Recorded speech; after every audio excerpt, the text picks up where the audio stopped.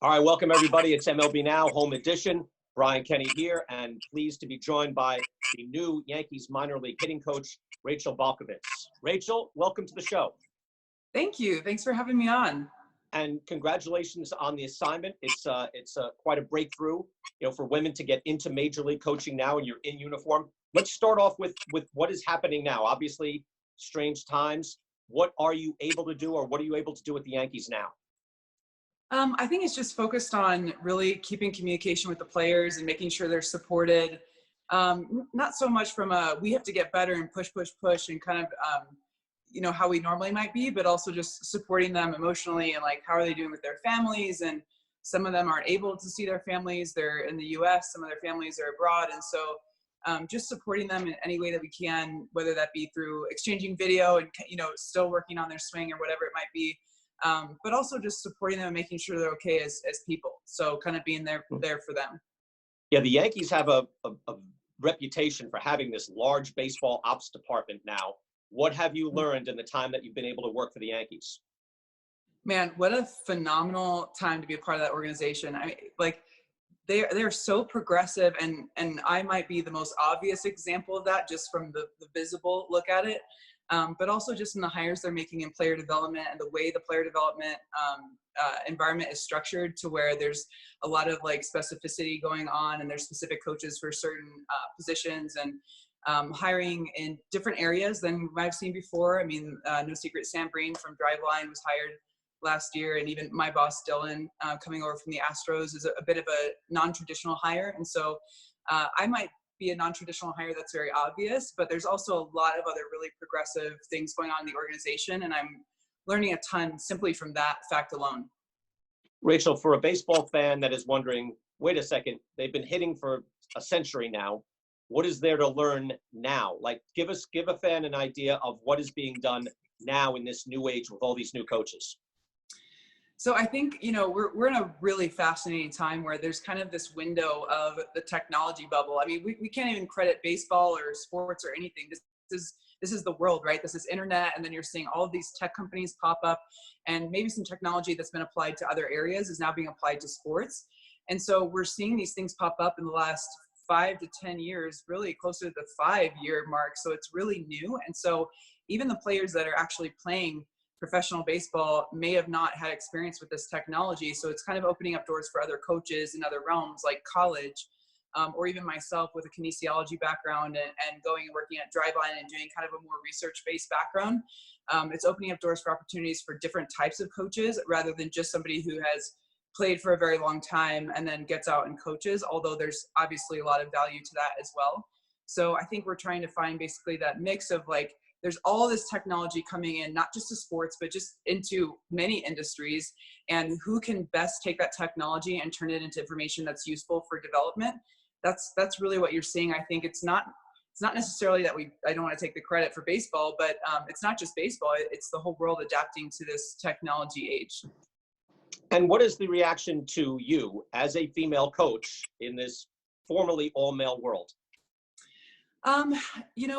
So this was my 7th spring training, and it's been the same. This is now the 3rd major league organization that has employed me. I just want to give credit to the St. Louis Cardinals and the Astros hiring me as a strength and conditioning coach prior to this. But I just think that it's the same in every organization, where there's some curiosity surrounding, how does this work? Is she going to be able to hack it or handle kind of the dugout chatter or whatever it might be? And it's always the same, where I think there's a initial very, very short period of time that's an adjustment period for everyone. And I just allow that time. And then really quickly after that, it's like, okay, what do you know? Are you passionate? Are you consistent? Do you show up every day wanting to help me? And if you can help me, then I don't even care anymore. So I think that is a very short period of time, that it's just an adjustment period, and it's change. This is how change looks. I don't like change. You don't like change.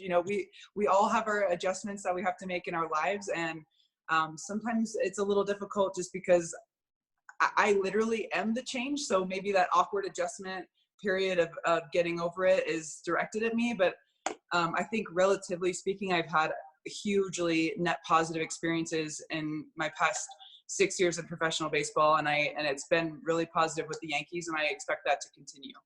Well, that's great to hear. I know you're on the cover of Baseball Digest, you and Alyssa Nakin of the San Francisco Giants, who's a Mhm. major league coach.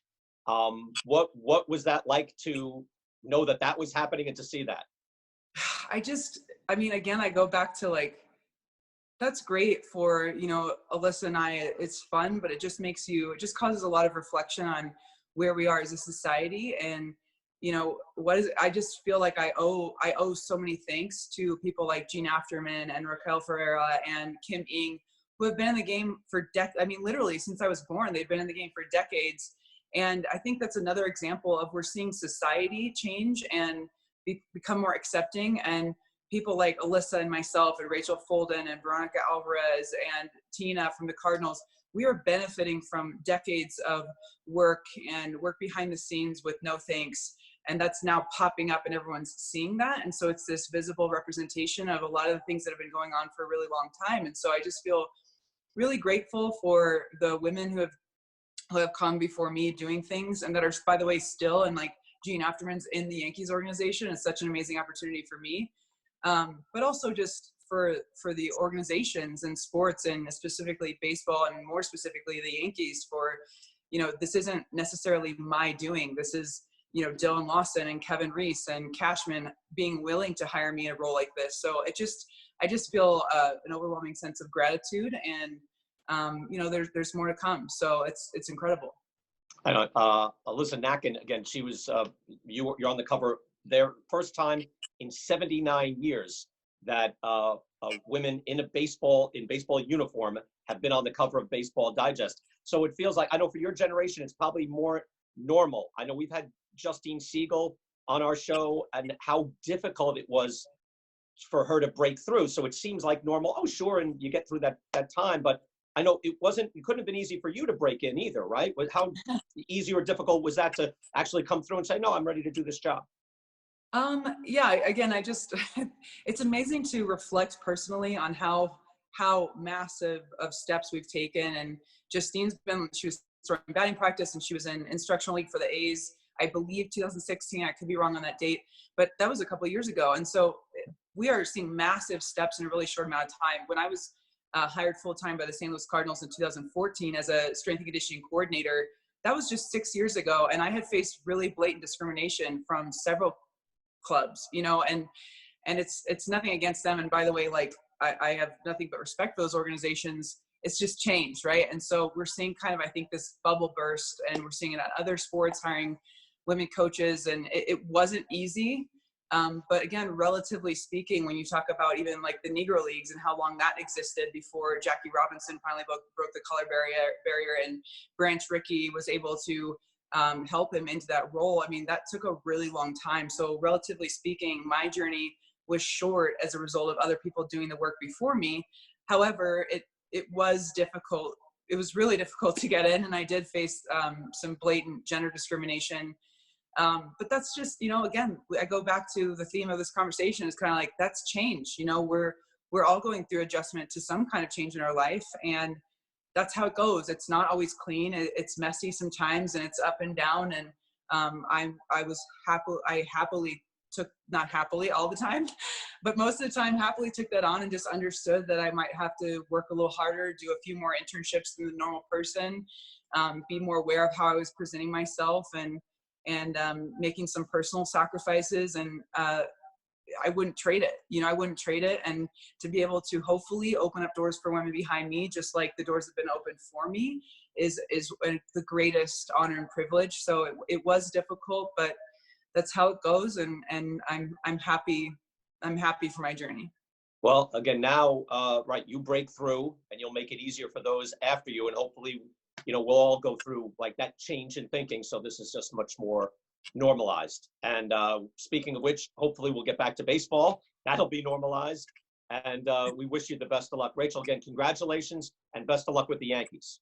Thank you so much. I appreciate it.